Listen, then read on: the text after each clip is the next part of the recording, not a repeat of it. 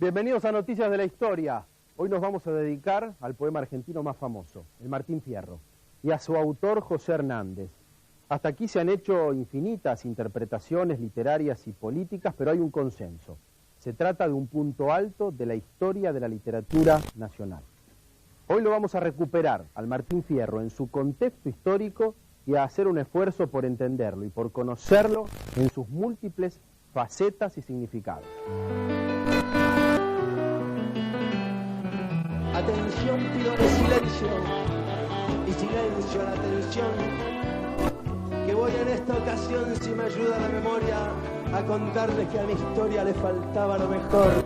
Hernández reivindica simbólicamente al gaucho pampeano que a fines del siglo XIX era víctima de las transformaciones políticas del país. Al gaucho lo acosan el Estado y la ley y huye hacia las tolderías. De algún modo Hernández toma desde otro lado el dilema civilización y barbarie. Hay muchas interpretaciones del Martín Fierro, algunas más políticas, otras más literarias. Está el personaje José Hernández en el medio, que era un periodista en la época, político. ¿De qué nos habla el Martín Fierro? Bueno, nos habla a nosotros y les habló a sus contemporáneos de un amplio espectro de temas, que uno de los cuales se podría decir que ya han caducado y otros que tienen enorme vigencia, sorprendente vigencia, ¿no? En particular, por ejemplo, a sus contemporáneos les habla como si estuviera discutiendo con Sarmiento, ¿no?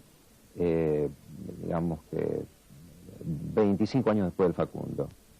Si el Facundo da una tipología de gauchos, por ejemplo, está el gaucho cantor, el rastreador, el vaquiano, el gaucho malo.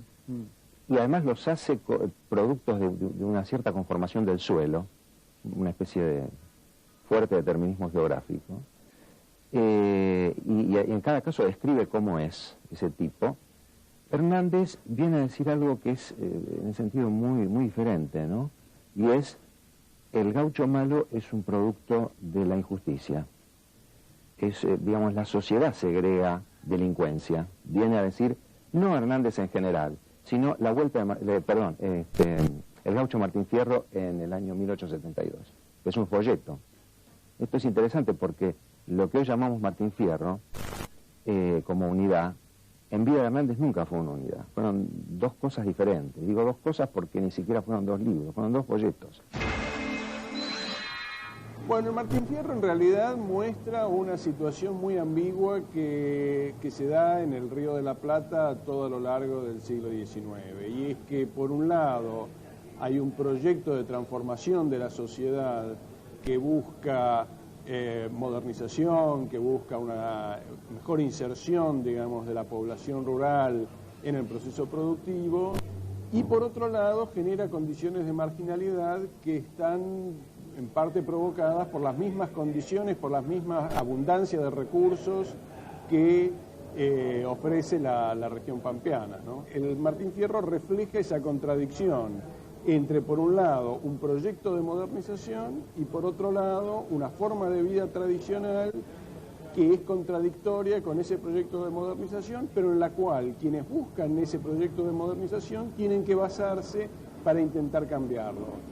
Así, en realidad, esta persecución que se hace al gaucho para transformarlo en soldado de la frontera o en peón de estancia, de alguna forma refuerza los propios mecanismos que marginalizan al gaucho y lo obligan a perder esa regularidad en su inserción dentro de la estructura social. Para cantar baguala la música está de más. Contale tu pena al viento y el viento las cantará. José Hernández nació el 10 de noviembre de 1834 en este lugar, en la que era la chacra de su tío Juan Martín de Pueyrredón. Este es un sitio de alto valor histórico. Aquí, por ejemplo, también hubo enfrentamientos durante las invasiones inglesas. Hoy funciona el Museo José Hernández. Estamos en el partido de San Martín. Aquí nació, fue criado José Hernández. Aquí volvió una y otra vez a lo largo de su vida y seguramente en este lugar encontró inspiración para escribir el Martín Fierro. Hernández perteneció a una familia de alcurnia. La madre era prima de Juan Martín de Pueyrredón. El padre, de una familia de comerciantes ricos, fue capataz de las estancias de Rosas. Los Pueyrredón eran unitarios, los Hernández federales. José combate en Pavón contra Mitre y en 1871 junto a López Jordán contra las tropas que dirige Roca. Derrotado, Hernández será poeta. En 1872 escribe El Martín Fierro en un hotel porteño. José Hernández pasa los primeros 6 años de su vida en esta chacra, o sea, entre 1834 y 1840. Cantándome de morir, cantándome de morir, cantando me han de enterrar. Con esta pluma escribió José Hernández El Martín Fierro, estando en la ciudad de Buenos Aires, pero seguramente se nutrió de sus experiencias de chico en el campo y en esta chacra en particular para realizar el poema más famoso de la historia de la literatura nacional. Hay muchas cosas en su crianza, en su primera infancia, en las veces que retorna que lo van a inspirar. Hay una parte de la obra que dice: yo perdí a mi madre antes de aprender a llorarla.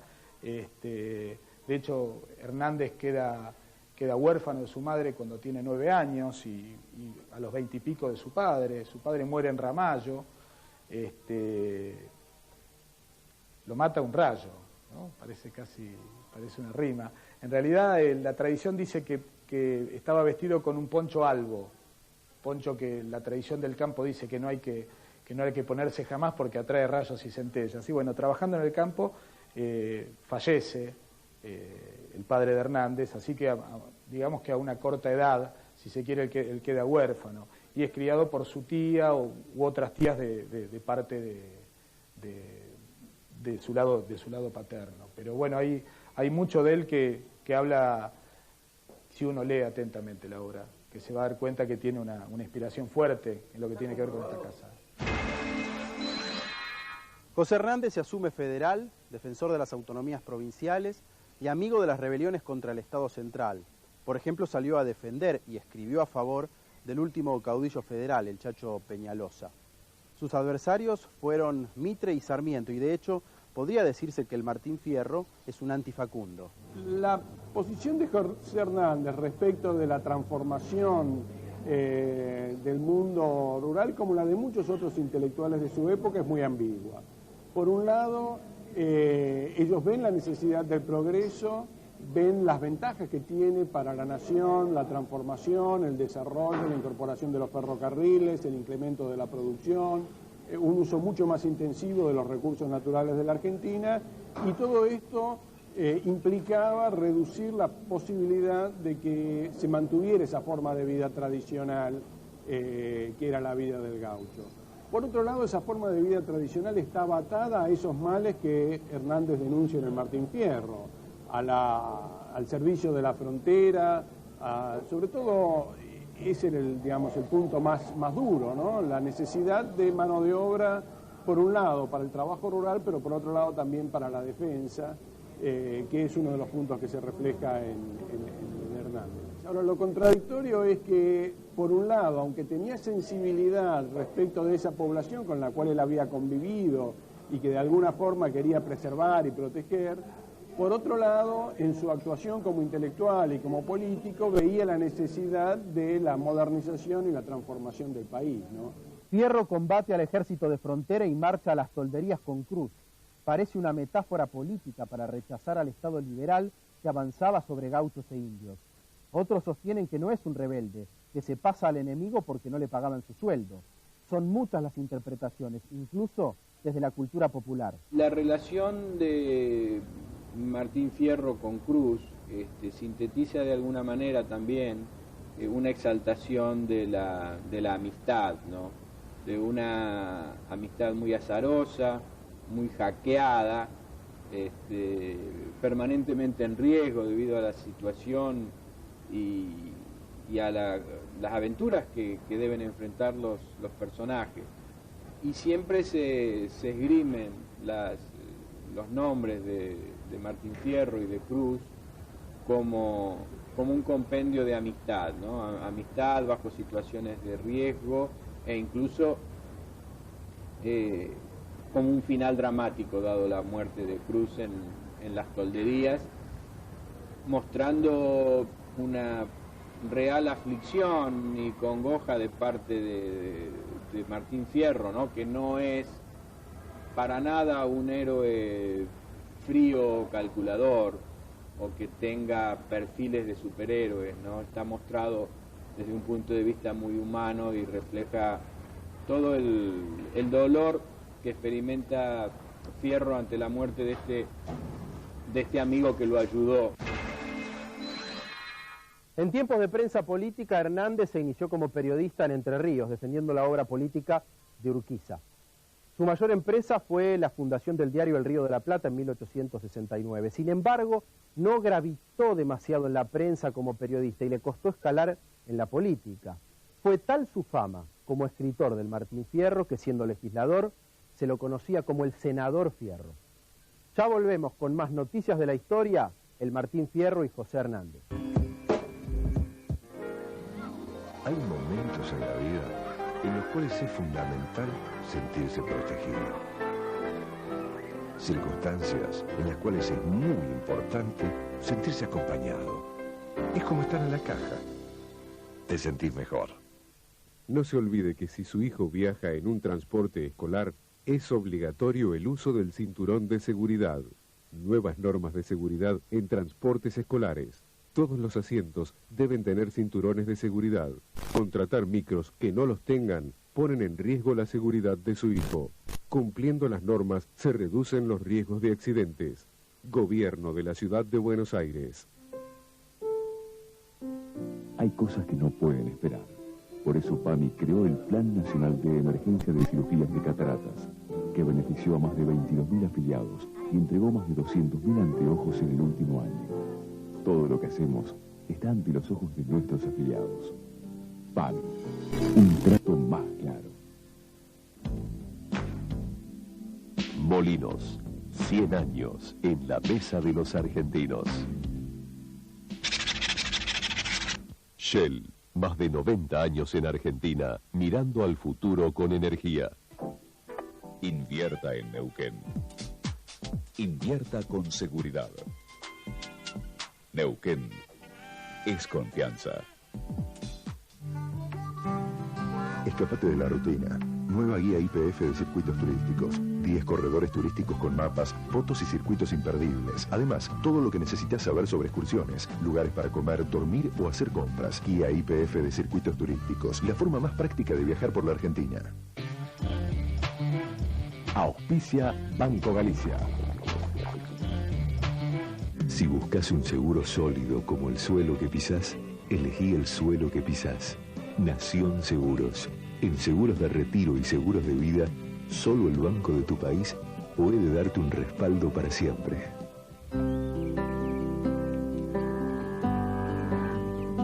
¿Sabías que criar una vaca para el consumo lleva casi 3 años y el trabajo de productores, técnicos y profesionales? Saber lo que consumimos es valorar lo que producimos. Instituto de Promoción de la Carne Vacuna Argentina. En el marco de su programa de responsabilidad social, Banco Río lleva adelante Ideas que dan trabajo, una iniciativa que fomenta proyectos laborales autosustentables. En el campo, lo pequeño puede crecer, porque en Monsanto, por cada producto de Calvo o Roundup vendido, destinaremos $1 para fomentar el desarrollo de proyectos agropecuarios en todo el país. Acompáñanos, participa del programa Semillero de Futuro.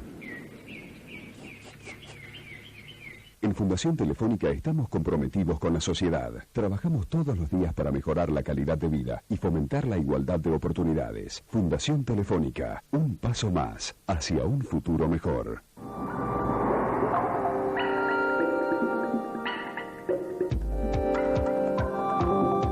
Recaudamos para todos los argentinos. AFIP, por una nueva cultura tributaria.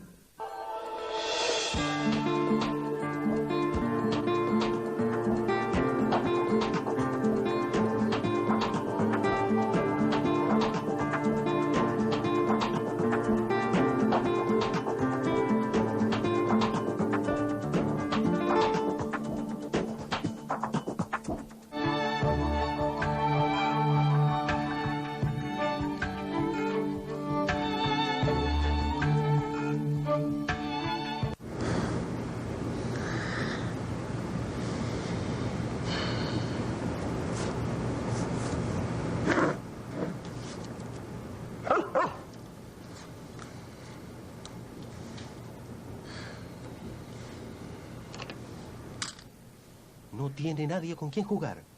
No se preocupe, juegue online en partypoker.net, la escuela de póker más grande del mundo. Más mesas, más jugadores, más ganadores. Ok. Para nuestro agro, lo mejor está por venir. Viene toda la innovación, viene toda la tecnología en acción y viene la megamuestra que va a reunir a toda la agroindustria. Lo que viene se llama Expo Agro y llega del 14 al 17 de marzo en la Ruta 65 a 6 kilómetros de Junín. Expo Agro, la nueva megamuestra del campo argentino. CTI Fan presenta Babasónicos en el Luna Park. Viernes 15 de diciembre. Vivilo. Conseguí tu anticipada llamando a Entrada Plus 4010 y en el Luna Park. Vamos a dedicarle FIS para Buenos Aires. Babasónicos en diciembre en el Luna Park. Despidiendo el año y presentando su primer DVD. Babasónicos. Sería el colmo que te lo pierdas. En esta Navidad, Danonino presenta la increíble promo Gana el Cuarto del Dino. Llama al 0810-333-DINO. Ingresa el código que figura en los botes y participa por 5 cuartos del Dino. Además, por cada llamada podés ganar premios increíbles.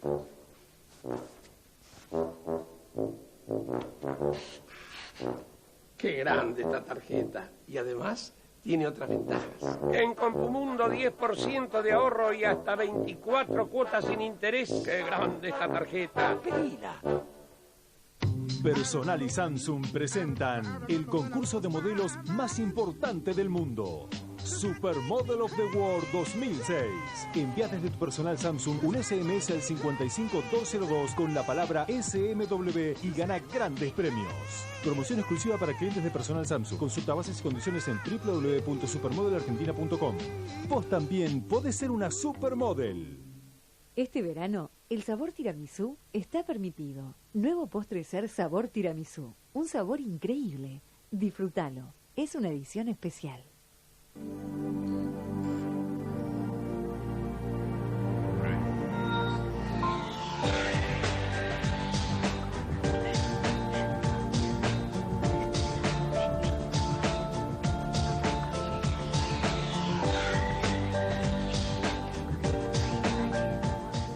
Caramba, que ando de pobre me ando y muriendo.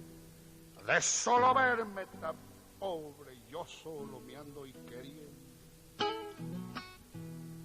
Y seguimos en Noticias de la Historia con el Martín Fierro, que hasta aquí ha sido objeto de innumerables interpretaciones.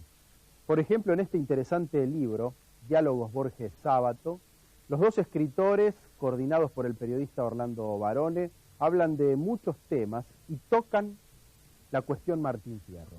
Ambos coinciden en algo, admiran la obra de José Hernández, pero disienten profundamente en cuanto a su significado. Ernesto Sábato dice: Fierro es un iracundo, un rebelde ante el tratamiento de la frontera y ante muchas injusticias de su tiempo.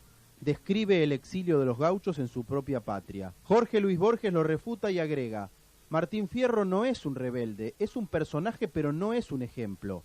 Es admirable el poema como arte, pero no el personaje. Es como si se propusiera a Macbeth como modelo de ciudadano británico. El Martín Fierro va a imprenta en 1872, se publica como folleto y rápidamente gana la adhesión de los sectores populares. Para la época fue un bestseller. Muchos lo leían, pero muchos otros analfabetos que no sabían leer y escribir lo escuchaban cuando alguien lo leía en voz alta, en una mateada o en una pulpería.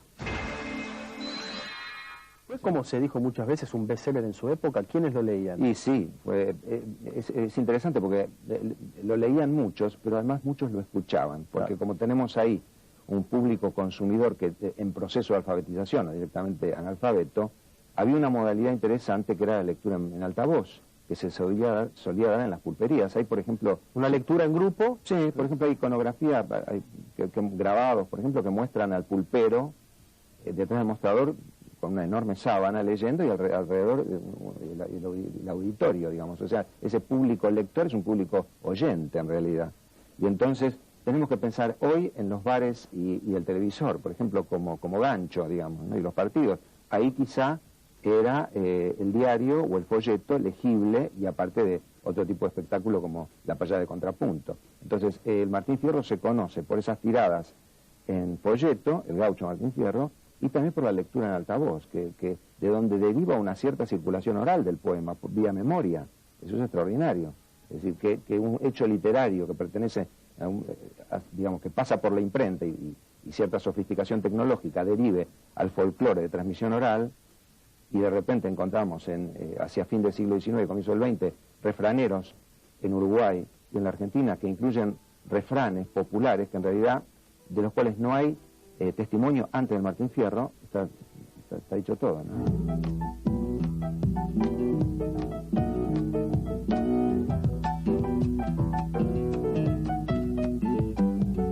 El encargado que yo tuve durante mucho tiempo de una chacrita que todavía tengo en Capilla del Señor, que era un criollo maravilloso, se llamaba Padilla, un hombre grande ya. Era analfabeto, pero se sabía el Martín Fierro de memoria. Y yo a veces, un poco para provocarlo, decía alguna frase, o alguna sextina, o el principio de algún verso de Martín Fierro, qué sé yo. ¿Y qué querés recibir si no has entrado en la lista? Y él empezaba a recitar interminablemente, ¿no? Siendo que no sabía leer ni escribir, ¿no? Bueno, eso me confirmó lo que yo ya sabía, que era algo tan nuestro que la gente común directamente lo había asumido como propio. José Hernández fue funcionario, legislador, militar, periodista y poeta. Trató de escalar en política, pero no consiguió demasiada influencia. Su gloria vino de la mano del Martín Fierro. El final de su vida lo encontraría participando de un espacio político, de un grupo político al que había criticado o cuestionado en el Martín Fierro, el roquismo, que corona la obra política de Organización Nacional. En la vuelta de Martín Fierro presenta una versión diferente del gaucho y dirá que los indios solo sabían emborracharse y pelear. Se hace evidente el cambio en el autor. Es significativa esta caricatura del periódico satírico El Mosquito.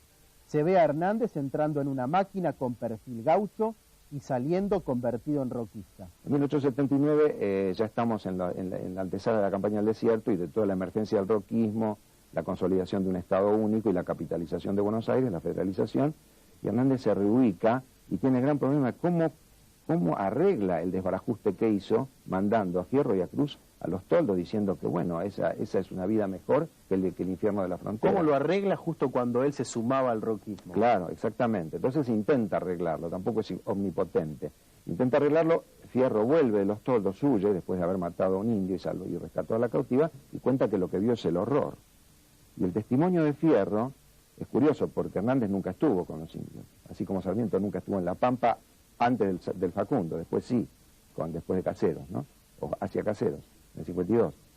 Y los dos narran, Sarmiento en el Facundo, La Pampa, y Hernández en el Martín Fierro, la vida de los indios, sin conocerla por experiencia directa, pero sí por testimonios ajenos. Entonces, con esos testimonios, Hernández transforma a Martín Fierro en un informante completamente prejuiciado, falaz, parcial y etnocéntrico de la vida de los indios. Un caso, la viruela, como dice Martín Fierro, distorsionando la lengua, ¿no?